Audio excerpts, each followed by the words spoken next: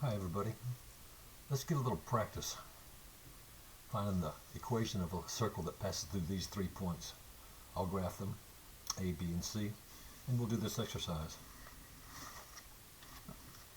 This is a funny group of points. I think that I think they form a right triangle. I'm not loving that, but I think that's okay. We'll see what comes. I got to find the slope of segment AB. I think AB is horizontal. Huh?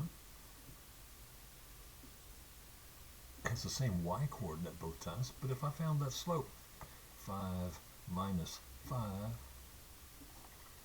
slope from A to B, over -1 minus 3, that gives me 0 over -4, and that's just 0.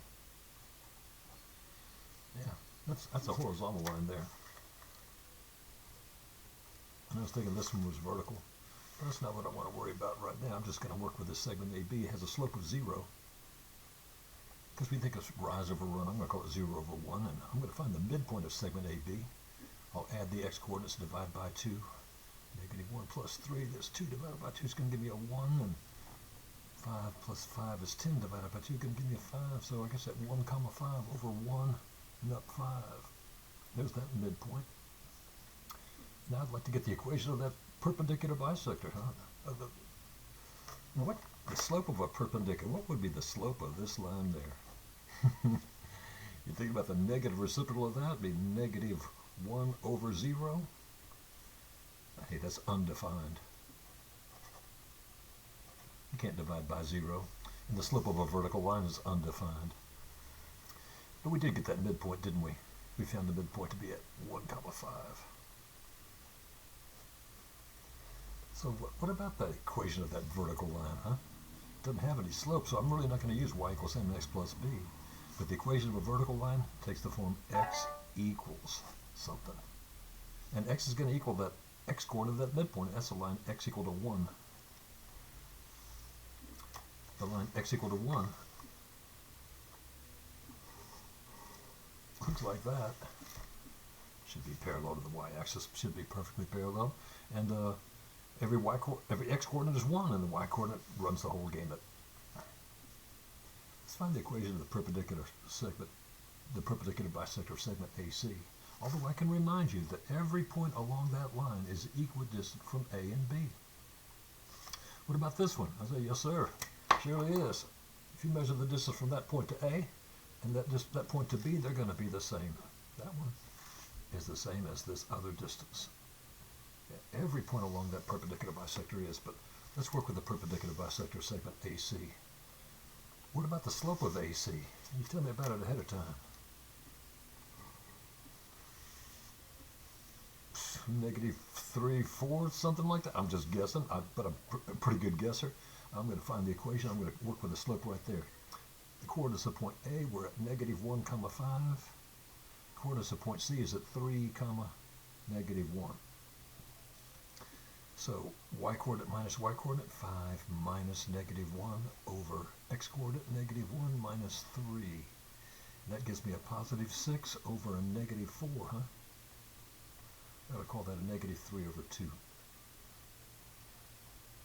I'm thinking this line goes down 3 and over 2 a couple. Yeah, I think that works pretty well. That must be the slope of segment AC. Let me get that right, -3 over 2. What about the slope of a perpendicular, huh? The slope of the perpendicular is a negative reciprocal of this fraction. That would be a +2 over 3. And that's important. That's what we'll use when we find that equation. And the midpoint of AC, well, let's work with those coordinates. Add up the x's and divide by 2. Add up the y's and divide by 2. And find that to be 2. Come in when I add the y's and divide by 2. I'm going to get 2 comma 2, aren't I? As we use segment AC. Oh, 2 divided by 2 is going to get a 1 comma 2. My error. I think the midpoint is at 1 comma 2. Add up the x's, divide by 2. Add up the y's, divide by 2. Yeah. So let me go to the right 1 and up 2. And I'm thinking that's this place right there. And that does look like the midpoint of segment AC, doesn't it? Let's find the equation of that line. Find the equation of the perpendicular bisector of that one. I got to go with y equals y minus y first. How do I get that equation? M times x minus x. And then we'll come up with the equation that we want to graph. Y minus, in the y coordinate of the midpoint, 2. The slope that we want to use is the perpendicular slope, 2/3, times x minus the x coordinate of the point we want to go through, just 1. Let's work on that for a second. Y minus 2 is equal to, multiply through those parentheses, I got 2/3 x minus 2/3. Let's add 2 to both sides. Y is equal to 2/3 x, and a negative 2/3 plus 2 is 1 1/3. We can talk about that, I guess, but I'm thinking that's what it's going to be, 1 1/3. That's a negative 2/3 plus 2. Let's graph it. Y-intercept of 1 1/3, up 1 and a little bit more, and from there let's follow the slope. I'm going to go up 2 over 3. I'm going to get something about like this. Thinking that's the perpendicular bisector of segment AC. And where does they cross that perpendicular bisector of segment AB? And that'll be our point Z. And I think you might already know where they cross each other. But let me set those equations equal to each other. How would you do that? Well, we don't have two functions this time. If it was y equals this and y equals that, I'd set those things equal to each other. But here I have to let x equal 1 in this equation.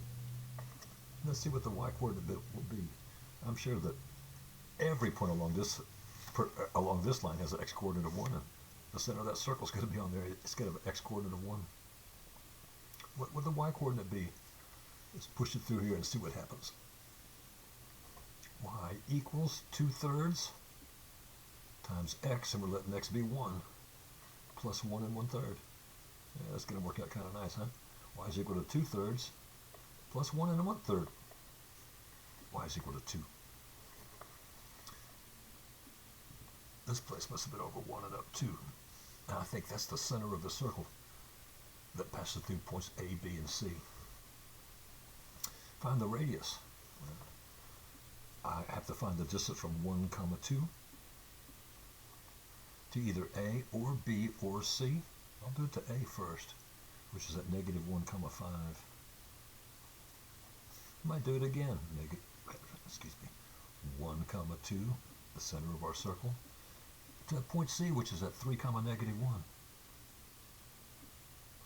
We'll do the abbreviated version of the distance formula. I'm not going to write much down. I'm going to think how far apart are the x coordinates, and they're different by 2. And how far apart are the y coordinates, and they're different by 3. So I got the square root of 4 plus 9. I got the square root of 13. That should be the same distance between these 2 points, because this point 1, 2, which is the center, is equidistant from all 3 of those. We can do it with any 3 of them. Let's see how this works out. The distance from x coordinate is 2, and the distance between the y coordinates is 3. Yeah, we get that same amount done. We've got 4 plus 9. We've got the square root of 13. That's about how big this is. I'm guessing that's about the square root of 13. That's a number a little less than 4, huh? Well, write the equation of the circle that contains points A, B, and C. Where was its center, mister? Why, it was at 1, 2. What was this radius? I'm going to need that too, and it was the square root of 13. Then I just got to have the skills to write that equation. X minus 1 quantity squared plus y minus 2 quantity squared equals the square root of 13 squared, just 13. There's my equation. I am going to take a second, put that on my calculator and graph it. I think I kind of screwed that up last time. Let me see if I can't do that a little more quickly this time. Let me just write that equation out. Find a place to work on it. X minus 1 quantity squared plus y minus 2 quantity squared should equal 13. Let's solve that for y. And what you should have learned what I learned last time I was going through this. I learned it again. Is that I don't have to square anything really. I don't have to square these binomials. Just going to leave y alone on the left-hand side. That is, leave y minus 2 quantity squared alone on the left-hand side. And bring this x minus 1 to the other side. It becomes 13 minus x minus 1 quantity squared. But because we want to get y by itself on the left-hand side so we can put it on our calculator, we got to take the square root of this. So if you take the square root of this side, you got to take the square root of the other side as well. Let's do that. Then I'm going to get just y minus 2 on the left is equal to plus or minus the square root of 13 minus x minus 1 quantity squared. And then solve that for y. Let's bring that negative 2 to the other side. It becomes y equals positive 2 plus or minus the square root of 13 minus x minus 1 quantity squared. I think that's the good looking equation right there. I'm going to take a second and put it on my calculator. So I took a second, I put those on my calculator. The things that we found that we could solve for when we solve for y in that equation. And they look like this. This is a smaller circle. I know its radius is only the square root of 13. There's a number between 3 and 4.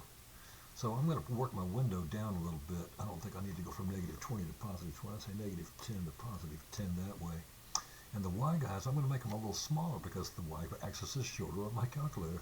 Let me go from negative 7 to positive 7. And I think this ought to be a pretty good look at that circle. Yeah, I'm happy with it.